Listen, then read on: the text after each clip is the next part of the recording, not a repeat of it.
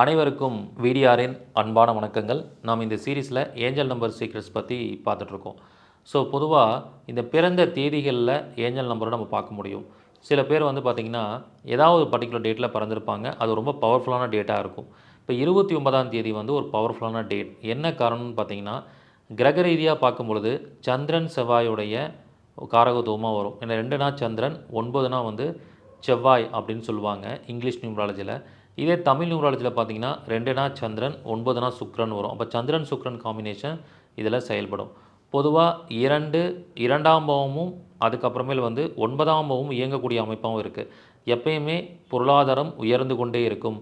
தனமும் பாக்கியமும் இணைந்த நம்பர் தான் இந்த 29ஆம் நம்பர். ஸோ அப்போ இந்த நம்பர் வந்து மோர் பாசிட்டிவாக இருக்கிறனால இந்த நம்பரை யாரெல்லாம் பயன்படுத்தலாம்னா, சந்திரனும் சுக்கிரனும் பலமாக இருப்பவர்கள், 2ஆம் பாவமும் 9ஆம் பாவமும் பலமாக இருக்கிறவர்கள், 2ஆம் பாவமும் 9ஆம் பாவமும் உங்கள் ஜாதகத்தில் தொடர்பில் இருக்கணும், அல்லது சந்திரன் சுக்கிரன் ஏதாவது ஒரு வகையில் தொடர்பாக இருந்தால் இந்த நம்பர் மிக அற்புதமாக பயன்படுத்தலாம். ஃபார் எக்ஸாம்பிள் இப்போ துலாம் ராசி, ரிஷப ராசியில் பிறந்தவங்களுக்கு சந்திரன் சுக்கிரன் வீட்டிலேயே இருக்கும். இந்த மாதிரியான தொடர்பு இருக்கிறவங்க இந்த நம்பரை பயன்படுத்தினா மிகப்பெரிய வெற்றியை அடைய முடியும். ஸோ இந்த மாதிரி சூட்சமமான விஷயங்களை ரூ. 500 கட்டணத்தில் விடிஆர் ஜாதக ஆராய்ச்சி வகுப்பாக உங்களுக்கு வந்து நான் சொல்லிக் கொடுக்க போகிறேன். இந்த வகுப்பில் இன்ட்ரெஸ்ட் இருக்கிறவங்க முன்கூட்டியே முன்பதிவு பண்ணிக்கோங்க.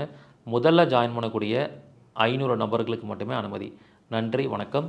வாழ்க வளமுடன்.